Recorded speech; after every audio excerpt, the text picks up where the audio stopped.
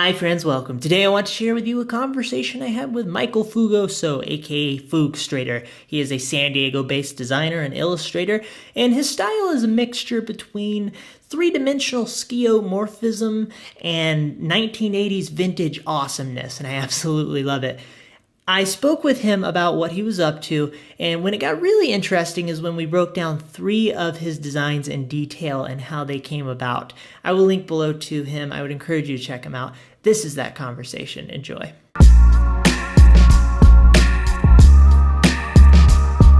Okay. Hi, Michael. Thank you so much for sitting down to this conversation with me. How are you doing?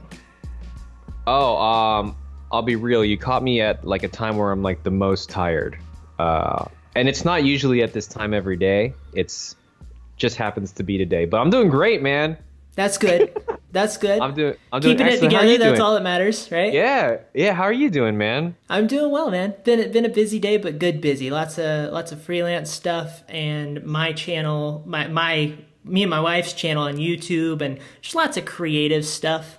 And I'd rather Cool. be busy Yeah. with creative stuff than, working at a part-time job that I'm miserable at or something like that. Right. Well, I'm really glad you. We got to talk more about that, by the way. But I'm really glad that you reached out, dude. This is super cool. I appreciate you being willing, because I mean, you're one of the people I can't remember if I found you. I think I found you through those like collaborative, curated, where people will share a bunch of different designers on Instagram.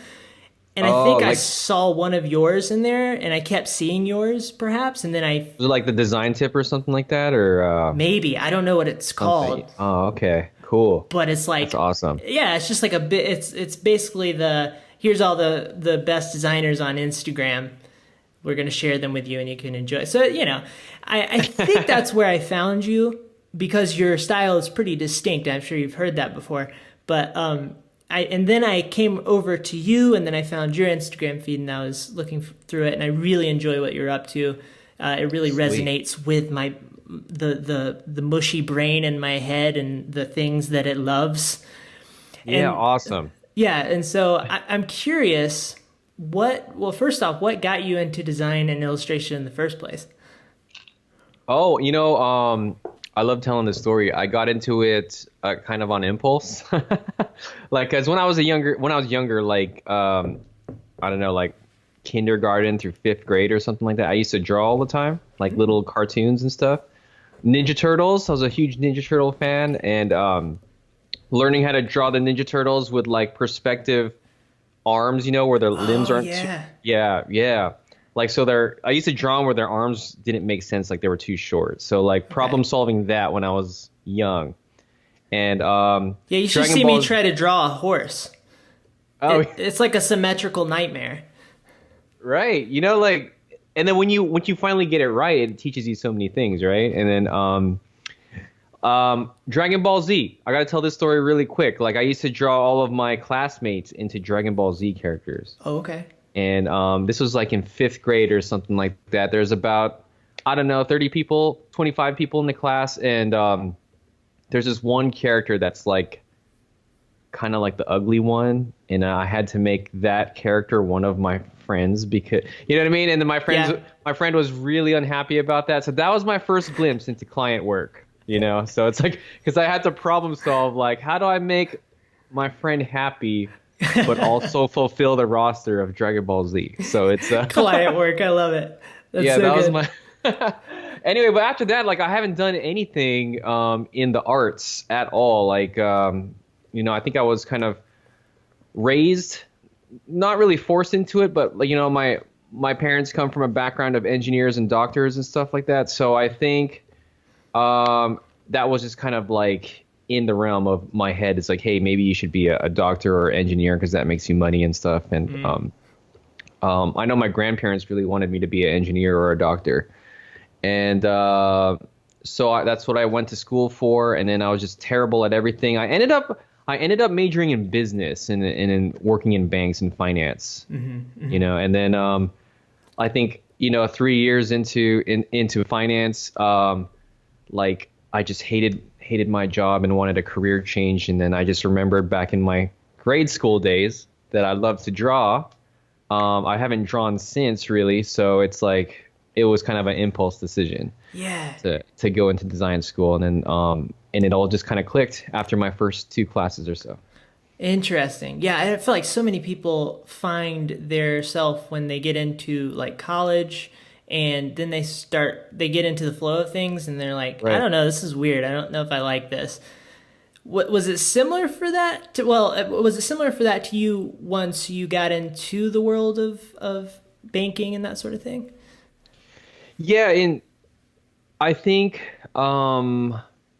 it's funny. Everybody that meets me says I'm a really big people person, and I love talking to people and stuff like that. But in banking, it's I feel like no matter what you talk to with, say, a customer on anything financial, it's always a bad conversation. So, so like Well, even if that's they're what you need, a people pleaser for something like that, right? You need somebody to right, calm yeah, other people down. Like I think I'm good at resolution because I'm so sort of optimistic and smiley. right, yeah, no, I can see that. You Yeah, smile. You have a pretty nice smile right now. I I can see that. yeah, it's natural. I got it from my mom. She would smile at every single person she ever Yeah. saw, and Uh-huh. I it just like osmosis into me. And now if I look at somebody and I don't smile, I feel awkward. Oh man. That's a good mother. That's a good and look what it's look, I bet you that's done wonders for you. That Oh, whole thing. Oh yeah. I hope so. I mean, I think maybe it got me a couple of jobs. My first That's awesome, Starbucks jobs. man. Hey, Starbucks. Oh. Well, yeah, the thing about even if people are making money, it's still not a good conversation because it's they want to make more, and it's so I the financial stuff just wasn't for me because I felt like I was meeting people that had different values than me and all kinds of stuff, and it just wasn't healthy, and my forehead was growing bigger. Yeah. So I was losing hair and stuff. So yeah, so I just try to remember what brought me joy, and then it was the arts, I love and that. So you sort of looked back into your past and said, "What have I always loved to do, and how can I integrate that to my life now?" yeah, and you know what? Can I just tell you really quick? And I know I'm kind of a chatterbox sometimes, so you're gonna have to No, like tell me things. regulate me. So yeah, okay, Tell me well, things. I want to be told um, stuff. because I taught design until the latter part of last year, like I was a design teacher, and what I kind of noticed was I think kind of my background kind of worked in my favor because I used to draw all the time, and then I haven't drawn for a long time, and then I went to design school, and I felt like it was easier for me to take in uh, and to be more open-minded to my teachers and to apply some of the stuff I used to do when I was younger into the new stuff. Because I have met a lot of students and I have taught a lot of students that have drawn their entire lives and have gotten used to like a certain way of drawing. Um, it's really hard for them to dissect their perfect hand strokes into something like a Bezier pen tool. Do you know what I mean? Like Okay. Yeah. I Yeah. I kind of came to The this. muscle memory's not there. I think so. I think Yeah. yeah. And I kind of came to this conclusion that if they're really good at hand drawing, it's like they more naturally went into like a Photoshop, Raster, Illustrator, or something like Procreate was a really good tool for them. But vector illustration, where it's a lot of precision, making logos, and that didn't really speak to a lot of those guys that were really, really good at hand drawing. That's just what I felt. It came naturally to most of the students that I've met. But for me, it's just because I've been out of it for so long, I felt like I was so much more open-minded to that stuff that came in. Yeah, yeah. Well, Okay. did you also see that sort of because as a kid you're very free-form and open-minded in anything that you do because you're a kid and you're creative and the world hasn't beaten you down yet, right? Yeah. School system hasn't ripped you to shreds. Did you go into design school and then feel like there was more restrictions, perhaps? Was there any of that, or were they pretty open-minded to everything? Um, I think I'm just trying to remember. I think it was more. I saw the restrictions, and I had a lot of teachers that have been graphic designers since like the 80s, So, Yeah. so them being graphic designers for so long, they would say like, "Hey, you have to do things a certain way," Yeah. and like try making this, but you can only use black and white, or something like that, or you got to measure this in picos. What do you call those? Picas? Yeah, yeah.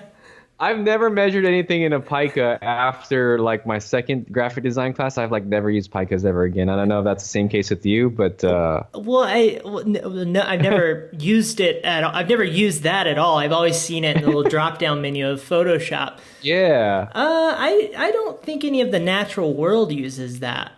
I don't know.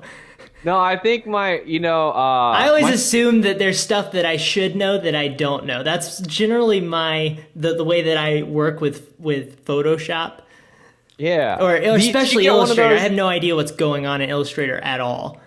Oh my gosh, did you get one of those e-gauge these e-gauge ruler things? No. It's called e-gauge, I think. And that thing measures in picas and I just remember that was my first class, and I was like, "This is what graphic designers do. They just whip out this e-gauge ruler every time, and then they just measure like." They just keep it in their frocket. They just whip it out. Yeah, it's that small, and it like it's like flimsy and stuff, and Was there a value to that for you? Is it like, did you see why they would want you to use that? I think it's a very now that I think about it, and then whoever is listening to this can like kind of correct me, I guess. Please shoot me an email, somebody, if I get this wrong. I'm so sorry for everybody who's listening who's not a designer right now. I'm just curious at this point. Well, like, I think what it was for is like if you, because we didn't have that technology back in the day. Like if you were to look at a newspaper and you wanted to get the same measurements on a newspaper, you would whip out the e-gauge and get all the measurements, and then like. Okay. I don't know. Would it convert to digital in a sense? Or I guess. I don't know. Okay. You know what? I don't know what. Well, that's a different podcast for a different time, I suppose. I wanted to look at some of your work, and I wanted to break it down because I've been doing this thing on my channel recently where I do these studies of different artists. I'm trying to do more of that, and I thought I might as well study an artist while he's sitting here with me and talk about talk about his work in detail. So the first one I wanted to look at was the top one that I sent you, and I'll do my best to describe it. It's a shot of it's for one, you have these vintage colors, beautiful contrast between the colors. He's smiling. Shot of an airplane in the center. Below that, you have a tree, so like a Japanese tree. Then you have Mount Fuji in the background, correct? That's correct. Yeah. Then you have in the foreground, you have a train and a cityscape, and just these beautiful elements coming together, and it's sort of all contained in what looks like a snow globe. And then behind it, you have a blue background, and then you have this nice grain on top of it. Oh, awesome. Did I do a good job? You explained it great. Yes. Wonderful. Yes. I was really worried about that part. I almost got you to describe it because I was like, I don't know how to. Okay, but I'm curious. How did you go about visualizing this in your head from the beginning, and how did it sort of carry through to what it is? And also I want to touch on, just as you're talking, like make sure you touch on the three-dimensional quality of what you're up to. Absolutely, man. Where do I begin with this project? I don't know if you've seen the other pieces to this series, but this is one of them.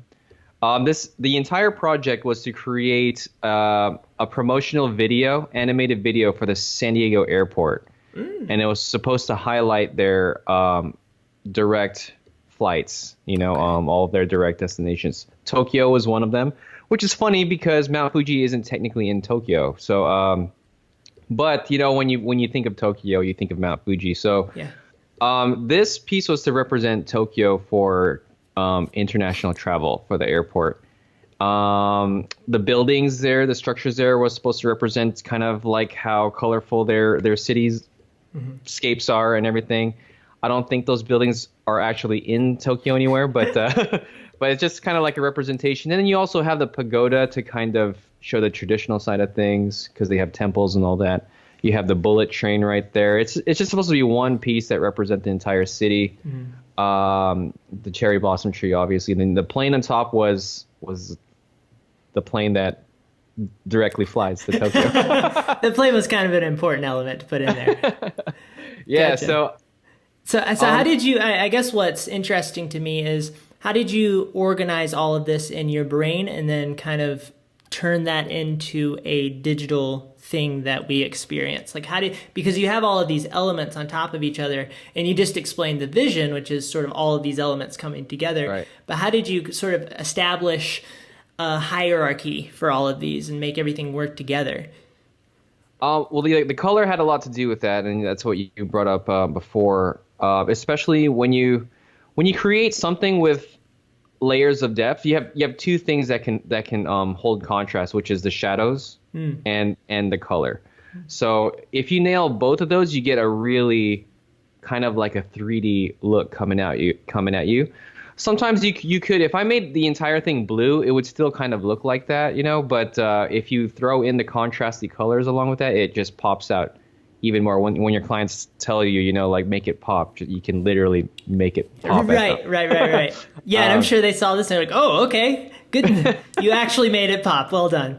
It pops right at you. Yeah, so that's kind of like that was a choice of the colors, and also the representation of the city too. The city is a very colorful city. It's the land of the rising sun, so a lot of oranges for sunrises and things like that. And so the process, how did I get into this type of paper pop-up style? I might be jumping a little bit ahead, but that second one which we'll talk about in a second. Yeah. But that second one there is actually what I was doing when I started the Instagram stuff. Okay. People would come to me for this skeuomorphic style, which is seen as a style that's a little dated. Most graphic designers kind of move towards like the flat, more communicative type things. Well, and I think Apple notoriously stuck around it for a long time and still has stuck around it to some extent. And I think people had a lot of mixed feelings about that. So I find it interesting that you're holding on to it. I think it's great. Yeah. It's I think it kind of just worked I just like things that I like both worlds. I guess that's why I started doing them both in this flat way, and then also in this kind of like a 3D. Well, you found a harmony between the two, I think. Oh, awesome. Yeah. It doesn't look like, 2011 Garage Band or something like that. It's got, I think you have a really solid handle on the way that colors play together, and it has a minimalistic quality in the way that the colors play, and how you keep the colors to a small number of colors, but you're still able to make it feel skeuomorphic. Yes, I'm so glad you explained it that way. But I think, and a part of that too is even though it kind of, some people tell me that it looks somewhat realistic, but I actually never saw it that way. I thought I was trying to exaggerate the realism a lot. Mm-hmm. So a lot of the highlights and the shadows don't actually look like that. If you were to cut this thing out of paper, for example, and you were to shine light on it, the shadows won't actually behave that way. Right. It's kind of more of like an exaggeration of what's real and what's not real. And I think that exaggeration is the bridge between, how do you make a skeuomorphic style a little bit more modern, is when you super exaggerate things. Right. So, since we're talking about this next one, I'm just going to explain it really quick because I think we can go ahead. Well, actually, before, there's one more thing I just wanted to note about the details of the first one we spoke about. I noticed that with the shadows, the way that you created levels of depth is some of the shadows are sort of further away from the object than in other objects. Yes. So it's like you took all of these flat layers. I mean, all of these things, to anybody who has ever opened up Photoshop and tried to create anything that feels three-dimensional, all of these things, or After Effects for that matter, all of these things are they're flat planes. And you use these shadows at different lengths away from the layers to make one feel much closer than the one behind it, which also has a shadow. You totally broke that down perfectly. And that's that was kind of the idea too, is with this paper stuff, the layers that are closest to you will obviously have is it a deeper shadow or a shallower shadow? The closer shallower, deeper. I would just say further away. I don't know. Further away.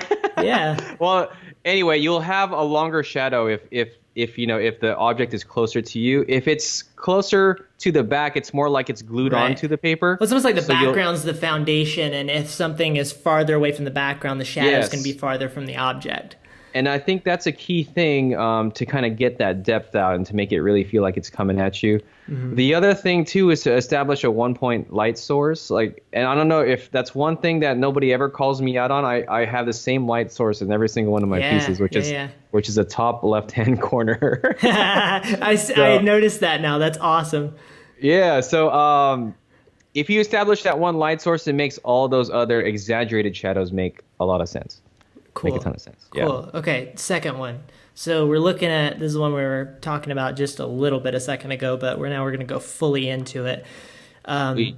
We have a what looks like some sort of it looks like a price tag in the shape on the background, and it says NASA, Right. and you have the sky, you have clouds moving up from smoke that's coming off of a space shuttle, which is launching into the air up towards what looks like the sun, I suppose.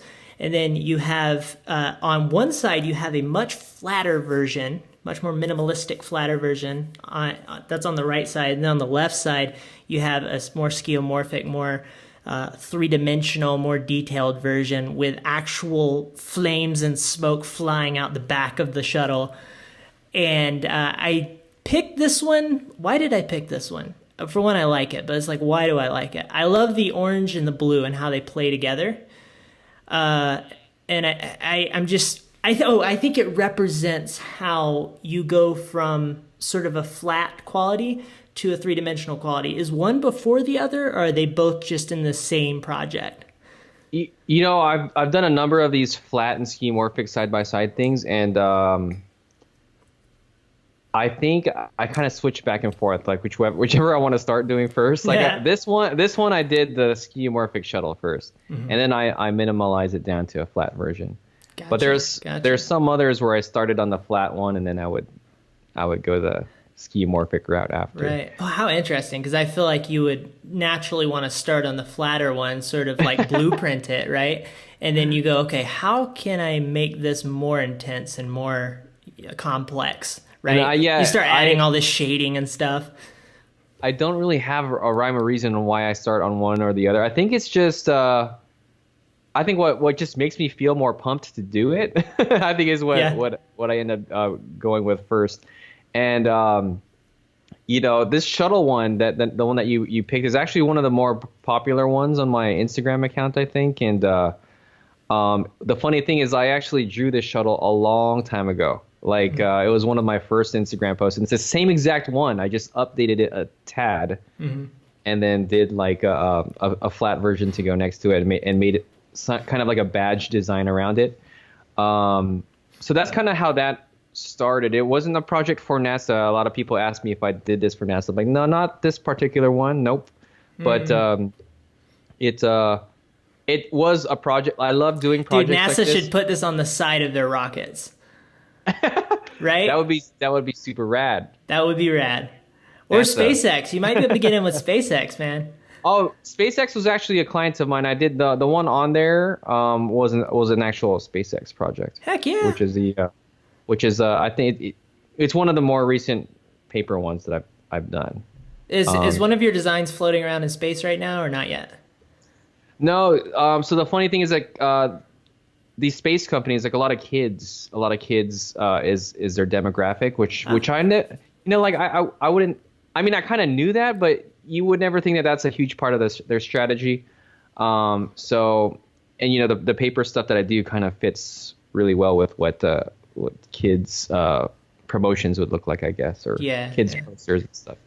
Yeah. So, I'm curious how you sort of think about your colors and what draws you to the colors that we see in this one, because it's this really nice like pastel orange against a nice pastel blue kind of thing against a white, and it's nice because you do have a lot of colors going on, but it feels like there's three distinct colors. Like it's very cohesive, and also I love the vintage quality of all of your stuff. It feels sort of 1980s, like, and I love that. And I think that's one of the huge things that draws me to you. I love like pixel art that depicts Yeah. like what basically a 1980s thought of what the future would look like, right?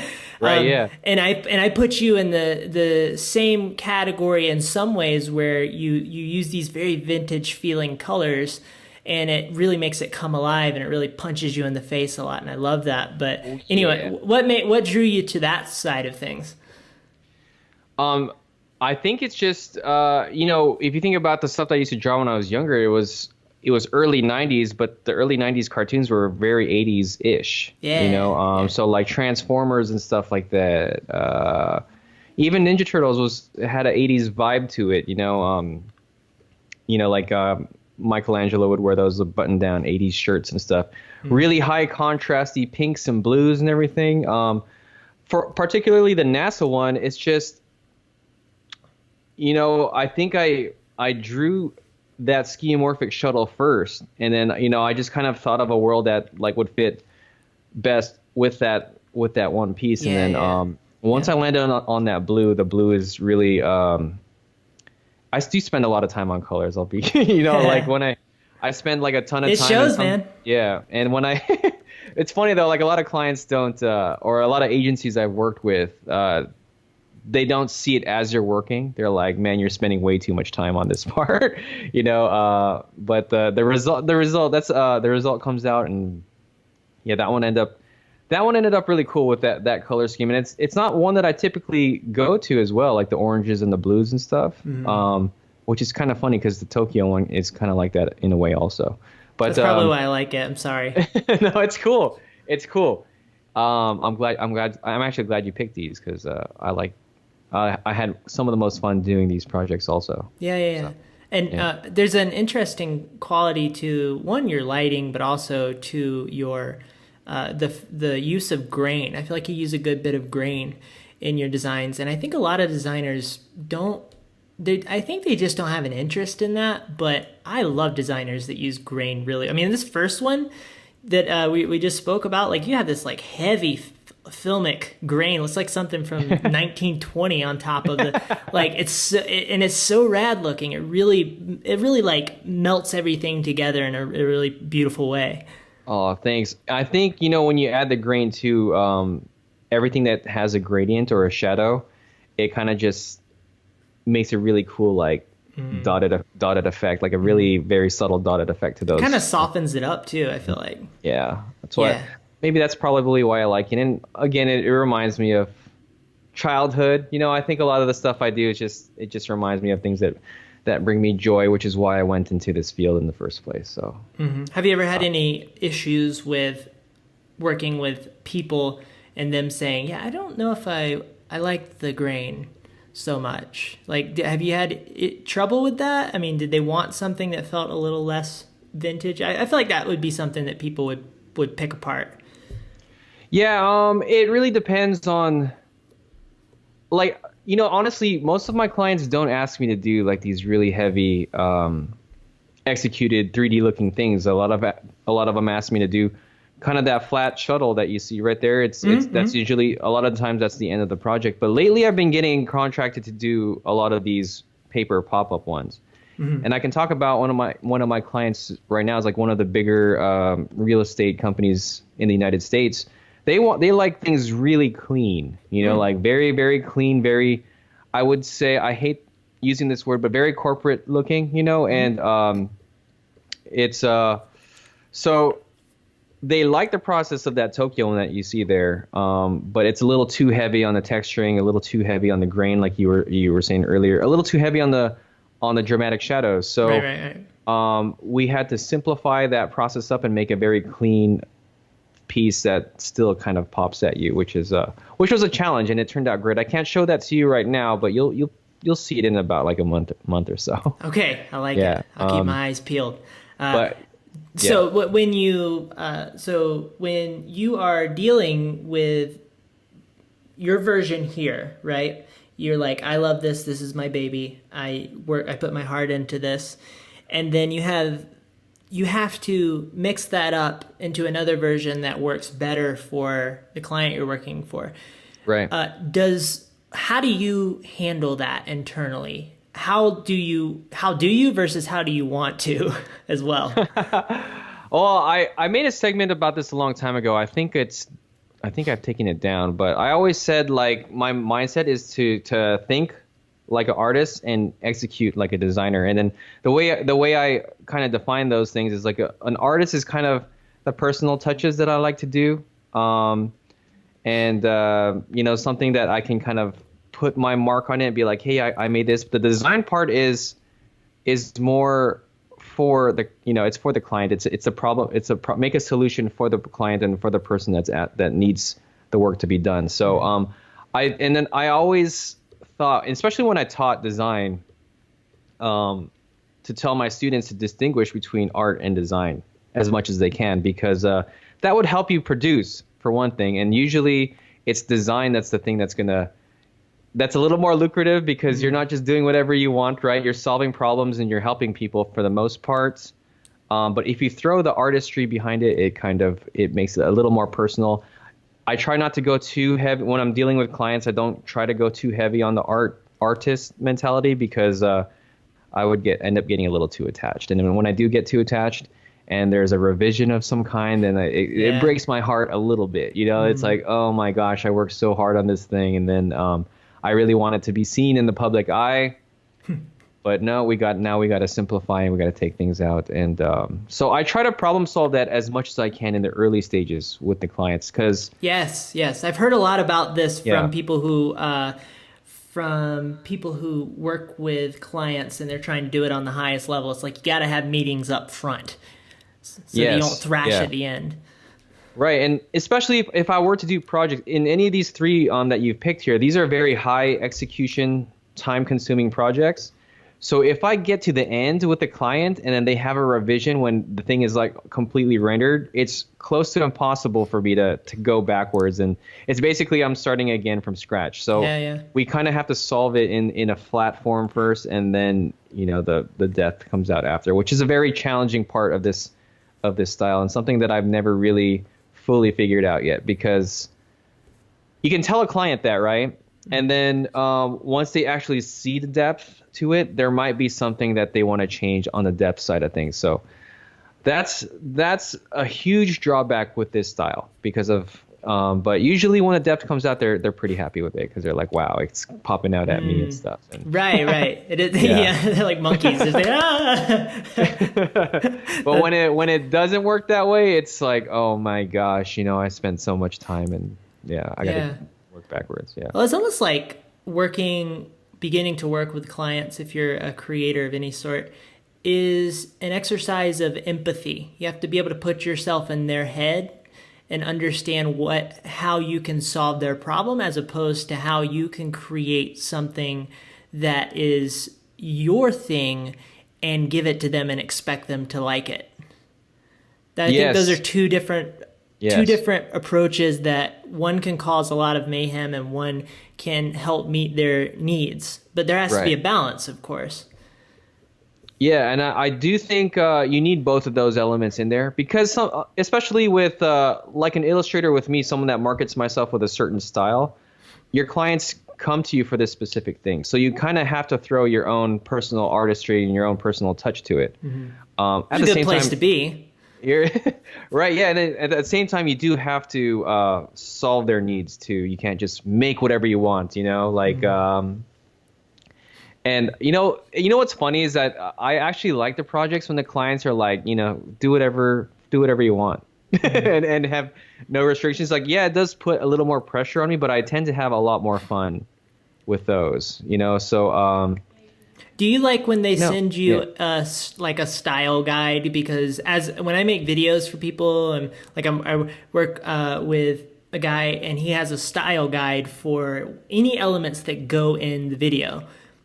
That is so helpful for me, because I don't have to think about it. Now, you as a designer, do you appreciate a style guide to help match their brand, or are you trying to work from scratch in a sense? Wow, that's a really super good question that I don't have a great answer to, because I kind of like them both, Oh, okay. If I have zero guidelines and they kind of just throw like, hey, just do your thing and do what you think is great. And a lot of musicians, for example, would ask me to do something like that. First off, I feel like I'd have to get paid pretty well for something like that for a project that like would have me problem solve from the from Square scratch one. pretty much. Yeah, Yeah, yeah, yeah. square one. And secondly, it has to be a project that I would enjoy too. Like I'd have to, so I mean, like I don't want to talk bad on any type of client, but like if I probably wouldn't get really hyped to do like a dentistry with with all the creative freedom in the world. If I was working with a dentistry, I would love them to give me a I'd love style to see guide. some shiny 1980s teeth, though. Yeah, like I said, I'm not trying to like talk down on it, but I think if I had a style guide, I would appreciate that a lot. One of my one of the best jobs I've had was for the San Diego airport, and they had their own style guide, and I had repeated work and a huge volume of work coming from them. So having a style guide for a job situation like that is great, is awesome. Yeah. For a project like that's maybe like a series or something or a campaign or a one-off type thing, I usually like those to be a little more like art on the art side and the more on the freedom side.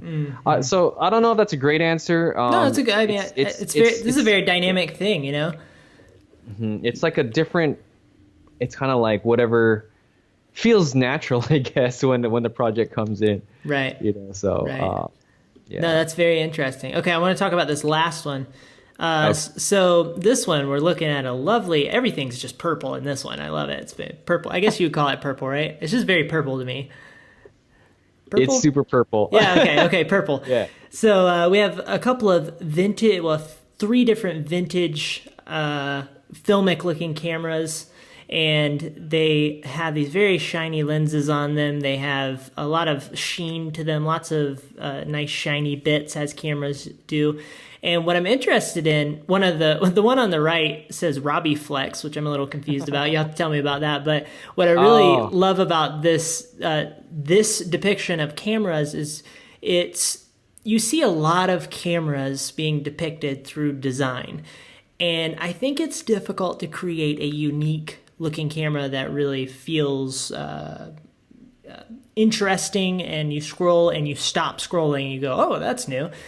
And I think this is because you have a very vintage quality to all the tones. You have these purple shadows, which is literally something that would come out of shooting on film, as you can see, from the film cameras in front of you. You have this nice vignette around the side. You have your lovely top left corner light source coming in. My top left corner, yeah. Yeah, and the lens light, the reflections on the lens matches. So well done on that.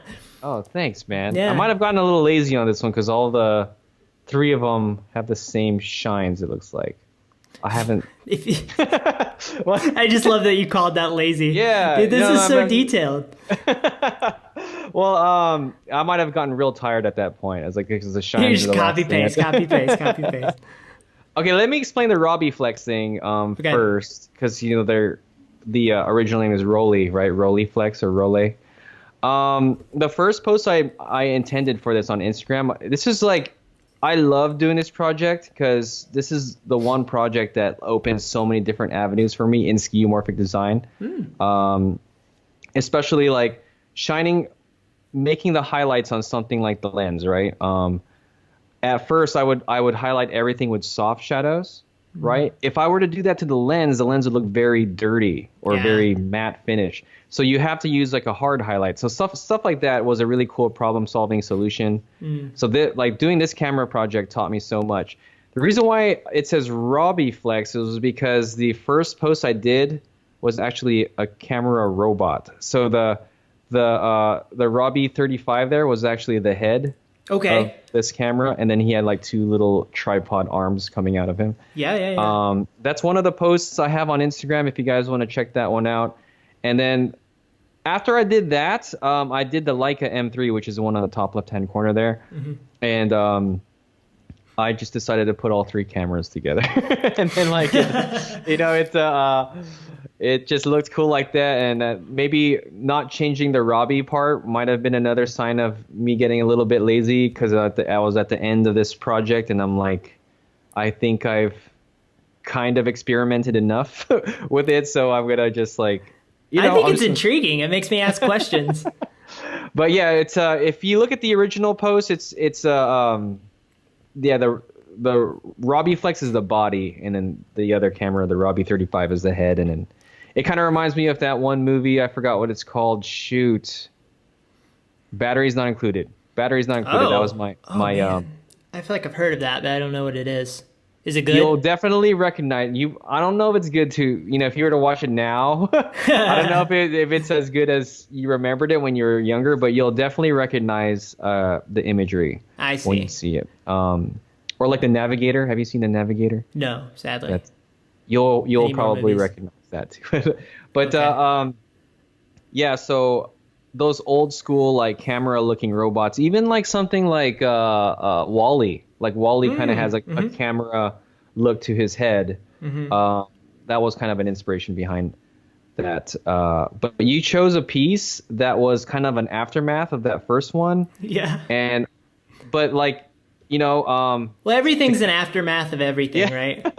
But to kind of validate what you were thinking there, like I think more people liked when I put those three cameras together rather than what I intended it as the robot first. Well, and it is funny how people see shiny things and you put like three shiny things together and you're like, I made this in, 10 minutes or whatever. Not that I'm saying that that's what this looks like. I'm just saying that, I made this in 10 minutes, but I did the trendy thing and everybody just absolutely loves it. You definitely see that dynamic when you start to share work. Yeah, you know what? And that's exactly why I stopped charging per hour and started charging per project. Because a lot of times I would I would get I would make a logo that takes me 15 minutes to make, but it might be the best thing I've ever made in the world. You know what I mean? So it's like as long as I did the research properly and everything like that, like usually like the execution time, I don't charge per execution time. Gotcha. I don't know if that makes sense for everybody, but I guess for the type of work that I do, it just happens to It's make almost more sense. like it's almost like you charge for the impact of the creation and not so much how much time you put into it. Yeah, yeah, kind of more on a perceived value, I would say. Like, yeah, is what I would charge for. I'd say. So when you made this one, what software were you using? Did you build this in Photoshop or Illustrator or The both? Or the camera one. Microsoft Paint? Yeah, So the you know camera what? one. You know what? Now that I think about it, another reason why a lot of people, I guess, get drawn to my work is because I do those skeuomorphic stuff entirely in Illustrator. Okay, So interesting. everybody is like, you must be nuts, to make all those pieces in Illustrator. But yeah, all those pieces are 100% vector and 100% infinitely scalable. How So many layers? it's a ton. It's really those A skeuomorphic ones are ton. pretty. Oh, you know what? With exception with the Robbie Flex, there's a little leather texture. I did not do that in Illustrator. The little Oh, leather yeah. texture on them. But I see everything that. else That's in there, rich. You feel like you could rub yeah. your hand across it. Yeah. But everything else is 100% vector on those. Same thing with the NASA piece. That's 100% in Illustrator. Yeah. The one on the Mount Fuji, that's kind of like a hybrid of Photoshop and Illustrator. So I do the shapes in Illustrator, layer them, import that to Photoshop, and then when you open it in Photoshop, it has all of your layers organized for you, Right. and then you texture each piece from there. So Super awesome. Have you ever done any motion stuff? not I have an animator that I work with, Nice. Austin. I'm gonna shout out to Austin. Good You know, work, Austin. Austin for it. If you check out my Instagram, I do tag him on a bunch of stuff. Basically, all the pieces that I have there that are moving, Austin worked on those. And there was one that we did together. Like this NASA shuttle thing is something that I've been doing over and over and over again. And I did a paper form of it, and Austin animated them. That was probably one of the more popular stuff that I've ever made in collaboration with Austin. And Because I feel like that's a whole nother level of bringing a design to life in this case. Yeah. It's like, and with the skeuomorphic nature of it too, it's like taking that shuttle and making it shoot off the tag in the background, like Right. that could yeah, there's a lot of possibility there. Yeah, and and with problem solving this for animation is another huge thing, right? Because Sure. for my buddy Austin, it's like, gosh, all these angular shadows you have. Now I have to make those make sense in a motion standpoint, It's almost like, And does he have to remake them? He probably has to remake them, right? I think, yeah, he kind of found a way to kind of simplify the way I do it in Illustrator or Photoshop. So whenever we plan to have something animated, I kind of like have to ask him, how did you do this again? So you don't have to do it over like a second time. So it's like there's a lot of problem solving when you're working with the animator and having it make sense for their process. Right. Yeah. Right. Yeah. Well, that's cool that you partnered with him. He seems like somebody you can like put up with. So it seems like you guys got a little partnership there that feels quite we nice. got some of this. Yeah, dude, I love Austin. And he's a very patient guy. And I think you kind of Those have are good. You got that patience is a huge thing you need in this field for sure. Sure. So Yeah. but yeah, those are those three. Oh, you know what? I haven't. You know why I jumped over to the NASA one while I was talking to the paper one? I wanted to tell you was that I started off with the skeuomorphic vector stuff, right? Mm-hmm. And then it was one of I think it was an intern that I was working with, and she was asking me, hey, how do I make paper? Mm-hmm. She asked me, like, how do we make a paper pop-up style? And that's when I kind of combined the techniques of the skeuomorphic stuff that I did and then into like this kind of flat paper thing. That's how I developed that pop-up paper. Gotcha. That's what I forgot to mention. Yeah, there's definitely a lot of that in the Tokyo one. Yes. Feels like a bunch of pieces of like construction paper, colored construction paper that you get from Target or something. Yeah. You chop it all up. That's what it looks like. Yeah, and then I had somebody. Oh, Austin. Hello. My buddy Austin. Austin at it again. Good work, Austin. He got like one of those, I think it's called a Cricut or something, where it's like a machine that you throw a vector file in it and it'll cut it precisely. Whoa. So for one of the pieces, he actually recreated it in real paper and it looked pretty close. It looked pretty close to how it did on. Oh, that's got to be cool to see, right? Yeah, I was really super impressed with Austin just has this really awesome like problem solving mentality, which is something that like frustrates me a lot as far as so that's it's like awesome. this typical artist mind, right? It's like sometimes you just want to do what you want to do. right. I would love to see this in like a physical installation or something like that. That'd be a fun direction awesome. to go. Yeah, how do I like I want to see a 90-foot physical version of the Tokyo one. Oh my! You know what's funny? Do you know that TV show Making It? No. Making It. Do you know? Okay. Do you know that show Parks and Recreation? Yes, I know of it, but I haven't watched a whole lot of it. Okay. Well, the two most popular actors in there is Amy Poehler and Nick Offerman. Anyway, they have a reality TV show together where they host a show for creatives. On I think it's NBC or ABC I think, and what they do is like they have something like, hey guys, we have this wedding couple coming into the show, and we need the contestants to make the best crafted thing for the wedding. So they contacted me based off of the work that I have on Instagram to be on this show. Yeah.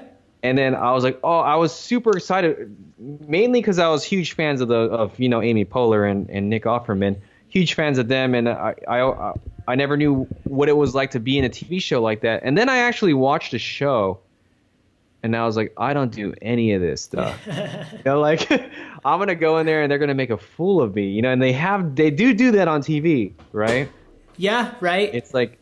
So everything I do is 100% on the computer, and you have people here like doing some wood carvings and wood crafting and all kinds of other kinds of crafting and I remember telling the casting director. Were you supposed to go on there with like a laptop? I don't really know what they envisioned with me. They told me was like, hey, we want someone that can roll with the punches. That was a thing. So I was like, okay, so I'm gonna go in there. I have no idea how to do any of this crafty stuff, Roll and with then the punches. I'm gonna come in with a laptop, and then they're gonna just tear me to shreds from there. That's kind of how I envisioned it. But so anyway, I didn't go through with that. But it kind of sucks because I was really excited to do Wow. something. What if when I like messaged you to have a conversation with me, I was just like, hey, I need somebody who can just roll with the punches, okay? I'd be like, let's go, let's go, man. I'm ready. I got my Ready. water. How's your That's water, right. by the way? Is it hydrating you? It's doing a pretty good job. I put ice in it. I don't know why. My Okay. ice tastes old. We all make You know. mistakes sometimes. So I wanted to talk about when you were just starting into design. You were Okay. starting to realize that you wanted to take this seriously. What was the struggle for you? What was something that was an insecurity for you? I think it's pretty much the way art is perceived by the general public. That's something that I had to get over first because most people think, you can't make money doing this stuff. It's not a real career. It's a hobby, and you still get some of that stuff today. When Yeah. when you're trying to when you have a friend that reaches out to you from 15 years ago and sees that you have a semi-popular Instagram account and is saying, "Hey, I really like your work on Instagram. Can you make a logo for my new business? Yeah. I have $50 for you." You know what I mean? And it's like, and it's your friend from like 15 years ago that you haven't seen, and so the perception from your friend is that, okay, this guy loves to do this stuff for fun. He does it on Instagram. He likes to draw things. He's Right. gonna do something for my business, and I'll give him $50 for his time. Right. So Right. I think the perception of this field is something that I had a lot of difficulty with in the beginning, and not to get all racial with this too, but with Asian families, it's a really hard thing to communicate. Well, You know? immigrant families in general, I think it can be a struggle. Yes, yes. And my parents I was lucky to have very open-minded parents, but I had a lot of relatives. I had a lot of I don't know, friends as cousins. I don't like, that would say like, oh, that's what you're not going to be an engineer anymore. Yeah, they just give you that Oh. weird side eye. They're just like, he's not gonna make it Yeah. anywhere. You're at the family dinner, and they're just like, yeah, he's got the long hair and the hat. Like, well, when I was growing up, it was a lot of like, when are you gonna cut your hair and get a real job? Because my hair used to be long, used to be as long as yours. Oh man. And When did you cut it? let's see, 2 years ago. No, probably a year and a half ago now, Oh. something like that, maybe. And I had it for a long time. I had it. I had it twice. Like I had it and then I cut it and then I had it again because I realized it was a horrible mistake to cut it. And then I finally I think I used up all of the joy that I could have from having long hair. And then Oh, I decided man. I was going to chop it off and cut it short. And I really am happy with it now, but I loved it back then as well. I bet you'll bring it back one of these days. Maybe so. Man, I'd be like 72, I'm going to grow it back out. It's going to be red Man. still, though. It's definitely going to still be red. Hey, that's cool. Hey, how do you like it over there in Salt Lake City? I've been trying to find ways to yeah. get there. Yeah, so I remember you telling me in your email that you want to move here potentially. Yeah. It's my favorite place. I haven't lived too many places, but it's my favorite place I've ever lived. It's really amazing. You have beautiful mountains all the way around you because you sit in the valley, right? So you have these Right. beautiful, huge mountains. They're covered in snow right now. What I love about Salt Lake City is if you want to get into the outdoors, or if you just want to go on a 3-hour trip away from work, for example, right? Because Yeah. you're a designer, you like to sit at your desk and be in a cave, but Right. perhaps you want to go out and see the desert for a little bit. Like you can drive 3 hours in any direction and find crazy adventure. But a lot of people don't know this. Salt Lake City is actually, for one, it's a really fast growing city. There's a lot going on here. We have like an Adobe headquarters just south of here. Right. That's right. Yeah. So there's lots of stuff coming up. I mean, I think it's like it's a still small but growing city. I call it a medium-sized city that's easy to park in. And Oh, I freaking love that. yeah, That no, sounds so traffic perfect. is not bad at all, in my opinion. Like I grew up on the East Coast, so I visited Atlanta a couple of times. Oh yeah. And you sit in that traffic and you think you're gonna die for one, but Yeah. it's never a pleasurable experience at the best. But anyway, everybody in their individual towns always say we have the worst traffic here, but that's because they've never left their town, I think. Oh, you mean in Utah? Yeah, well, no, Right? just in general, like Oh. wherever you go, they're like, yeah, these drivers are stupid. But I think Oh, that's yeah. because they live there and they just experience the Yeah. normal stupid drivers. But I've experienced wonderful traffic in Salt Lake City overall. Right. And then Yeah. even then, if you get tired of the city traffic, you can drive. You just drive like east or west. You're gonna find these empty roads with nobody on them in the middle of the desert, and you can get away from it all. It's really nice. Downtown's amazing, safe. It's a good place. Dang. Man, okay, I'm really thinking about. I was talking to my buddy, which we talked about, Raji, and Okay. and Yeah, his yeah. buddy Justin. Yeah, there he's like, you got to make it over here. You know, he's also from San Diego, where I'm at right now, and he made his way there, and he couldn't be happier. Yeah. What it sounds like. So Yeah, it's just a nice mix of things, you know. Like yeah, to me it feels like a playground because I can go out and find any number of things to do. Like I have a canyon like 10 minutes from my apartment that I can go up in, and there's Yeah. ski resorts and stuff. Beautiful, aspen trees. I mean, right. it's a cool place. That's amazing. That's awesome. We got a lot of desert here. Lots of design inspiration. You got a lot of desert in San Diego? Yeah, it's pretty dry over here. I mean, obviously it's a nice city with the beaches and everything, but if you were born somewhere and you've been here your whole life, the grass is always greener somewhere else. Sure. So, Well, I think but a lot yeah. of people try to, when they get to a place where they feel not so fulfilled, they immediately look to another location. And I think that some people have that inclination, some people don't so much. Like, I'm sort of an incremental person. I'm like, okay, what can I fix incrementally in my life? My Yeah. wife is like, we need to move to Europe for a summer. I'm like, calm down.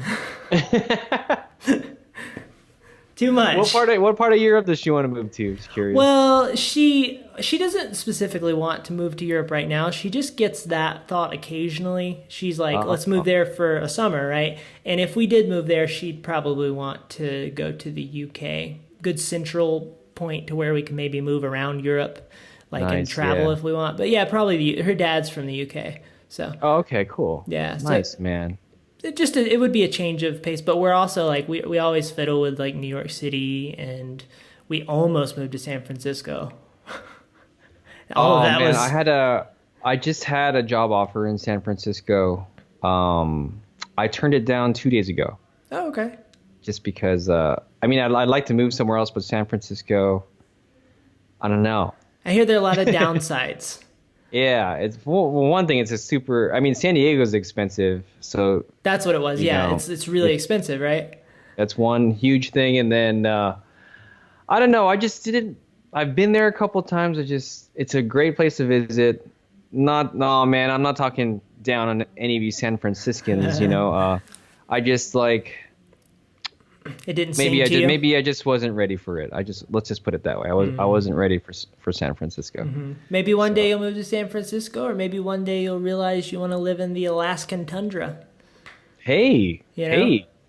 I am gonna I'm gonna explore the Salt Lake options a bit more though. Dude, So, whenever you come around, let me know. I'll be happy to show you around. dude, If you like me. I don't know. If you think I'm an interesting person. Do I? Let's see. Trust me. No, I tried to hide all the bodies, No, you seem like a very pleasant man, Good. a very pleasant dude. That At I'd the like to very hang out with. least is what I do with people I'm just meeting. At the very least, we can meet at a Starbucks. Okay, Awesome. so I'm curious. What is a weakness that you feel like you have right now in the creative process? I have a lot of weaknesses, dude. I think a main one is the time. Time. I wouldn't call it time management. I would call it more so energy management. when I don't feel like doing something, I really don't want to do it. Like I might have all the time in the world, but like if I'm at the beginning of making a skeuomorphic camera and I can't see the end of that tunnel, sometimes I'm like, oh man, let me just pop on like The Office on Netflix. They're Right. so Right. I waste a lot of time like that. I have these weird methods of recharging, and I'm looking for different ways so that maybe it's as simple as getting more sleep. You know? That'll do it. I don't want to do anything creative if I don't sleep well. Like anything that's creative and actually takes a level of baby steps that have to be Yeah. like if it's actually a project that's daunting, which is Yeah. considerable creative project. Yeah, I had this conversation with someone else. I do think that like a creative, if you were to put them in the same office as like an accountant or something, their workflows are completely different, you know? So like I think a creative there needs to be like like like okay, correct me if I'm wrong, but I hear, I don't know if I'm just gravitating towards this when I hear it, but when someone is taken out of their creative flow, it takes them at a minimum of 2 hours to get back into it. I've heard that. Yeah, so that makes a lot of sense to me, and and when I tell that to someone, a lot of people think, oh, you're just kind of catering towards your people, your creative people, which Well, it's is hard true. because it's hard Yeah. because they're like, yeah, you don't work in a coal mine, get over it, Yeah.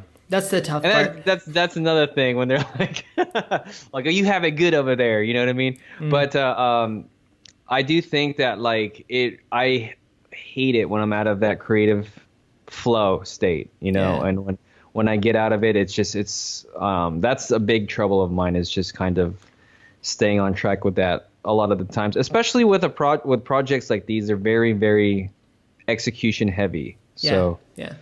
What do you have you fiddled with taking breaks consistently? Yeah, and then that's another thing I found is if I take too long of a break, You get out of know? it. Yeah. yeah, so like it's man, what do I do? So I'm starting to do like running, like I'm starting to run and get some exercise, and that's been helping me a lot lately. It's kind of like since my body feels better, I guess I naturally have more energy and things like that. So it's never a time issue. I have the time, definitely. It's more so like my energy levels are so weird. Right. And right. a lot of it has to do with, when I left the banking stuff and I went to design school. I went to design school when I turned 30. I'm 35 now. So all the stuff I did in 5 years. And I think I tried to move so fast a lot of times that like I kind of just got used to that flow of pulling these all-nighters and things like that. And then it's finally starting to kind of like take a toll on Habits of the young creator. Yeah, and so I think I'm just having a bunch of residual effects from doing like from trying to move a little too fast. Yeah. And that's kind of why I want to have like I got this camera here. Why I want an outlet like kind of what you have here is just to kind of further explore like what's kind of the best flow for a creative, and does this flow need to be babied or do they need to be pushed, or I don't know. It's like I think it's going to be different for everybody, but Well, you were mentioning the difference between a creator and like an accountant. I think that as a creator, what you can learn from a lot of the jobs in society, and what you can learn from like a part-time job, if you spend any time doing that, is Right. that oftentimes you can be so tremendously more productive than you're being right now, especially as a solo creator who is accountable only to yourself and to get Yeah. your work done for your people, right? Whenever you work in a job where you have to like physically be on your feet and you have to move around and you have things to do before you can go home, before things close up, and you have to take care of your team and all of this stuff. Starbucks. All We worked at Starbucks, man. Yeah.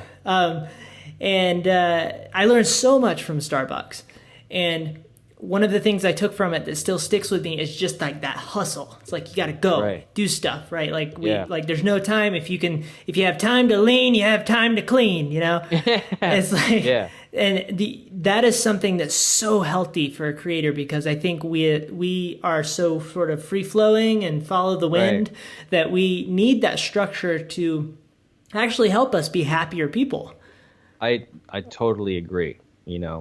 especially dealing with a lot of young students. A lot of young students, they want to kind of jump to the finish line and stuff, and like have the have the amazing creative lifestyle without kind of experiencing what it is like to have a shitty job. Like the shitty jobs are really the ones that are gonna give you that adversity and are really gonna kind of form you in a way. But it gives you something you don't want to go back to as well.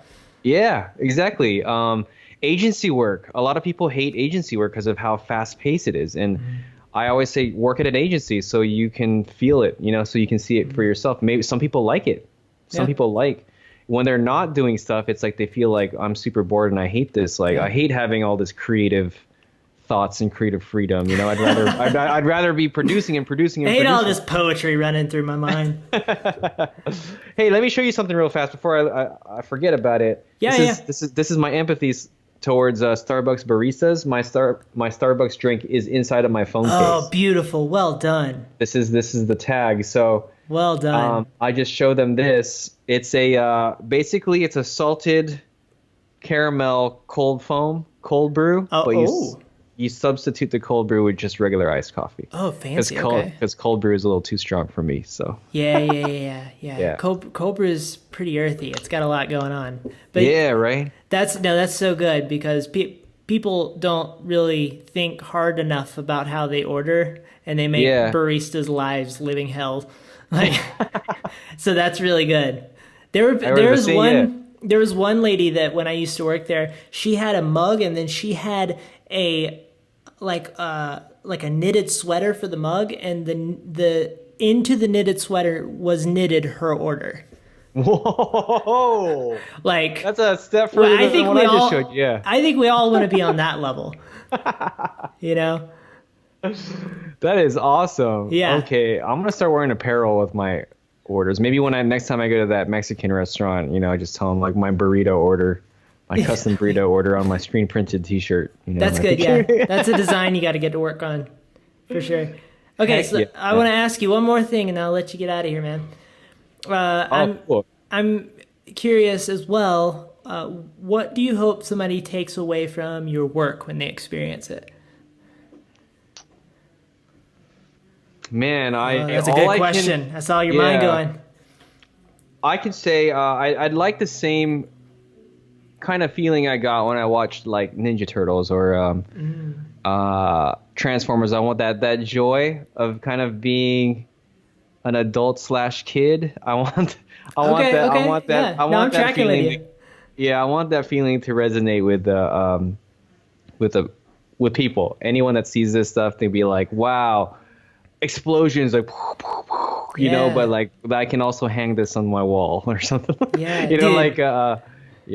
Dude, we all need that, and I think that's something that we all strive for as adults as we start to realize, I want a little bit more of that childhood back, and it's so hard to retain it, And I love that you're trying to communicate that with your work. That's a really good answer. So a lot of people are just like, I just want people to feel, happy, and I just wanted to communicate, and it's like. That's such a good answer. I love that. Thanks, man. I appreciate you saying that. Do you mind before this is over? Do you mind if I Instagram you really fast? Please, by all means. Awesome. The podcast. This is the James Red podcast. Whoa. James Red podcast or James Red on YouTube, either one. All right, sweet. Okay. All right, we're ready. We're happening. You're ready. People can see my mess. People can see my messy room. What's up, guys? This is the James Red podcast. This is the end to my long but fulfilling day. I had a pleasure to meet James today. Thanks for the awesome talk, man. Good to meet you too. I love you. Thank you. Good to talk with you. Meet and talk. Okay. All right. Sorry if I put you on the spot with some of that stuff. Dude, I mean, I'm trying to be put on the spot all the time. I'm like a content creator. That's what I've kind of put myself into. I love that. I want to do it more. Dude, I love watching people like Gary Vaynerchuk and their entire life is content creation. Yeah, it's like he's basically an open book. Every day is documented, and that's actually pretty cool. I was talking. You said you listened to my episode with Scotty on the Yeah. Perspective podcast. I did. We had a portion about that where we were talking about being that open book, and how important that is today in this kind of like social media world. So, yeah, man, it's pretty awesome stuff.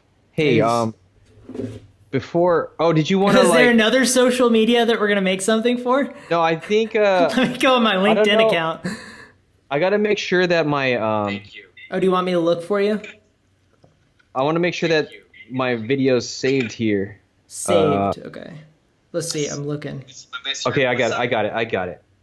Okay. Should it be up there? Should I be able to see it? Do I need to check it? I haven't posted it yet. Oh, it I was see. just on my I could do it right now. Oh my gosh, this is great. Oh my gosh. Do me a favor and don't edit this whole portion out, No, Just- I'm just not. have- Nothing's edited, dude. Oh my gosh. You are, and then James Red, right? On Yeah, Instagram. James Red or James the Red is the username. Either one. James the Red. Hold on, I'm gonna Instagram you now. All right, that's you right there, right? That's me, James. yeah, first one. Bam. That beautiful face. Sweet. All right, let's see here. Hopefully they can hear you. I'm gonna put it up to the thing. All right. I'm Let just me know. wrapping Are up you? a conversation with Michael Fugoso. Yeah, Fugstrator. what's up, man? It has been a lovely conversation. I'll be sharing It it with you has. guys soon. James Red, guys. That's the me. man. Let's see if it heard it. I can hear it. Okay, it's a little quiet, but you can hear it. Beautiful. Okay, now I'm going to tag you. I'm sorry, everyone who's it's getting out of We're all hand just- at this point. We're all just tagging each other on stuff, and I kind of screwed up on my first one here, so I'm working on.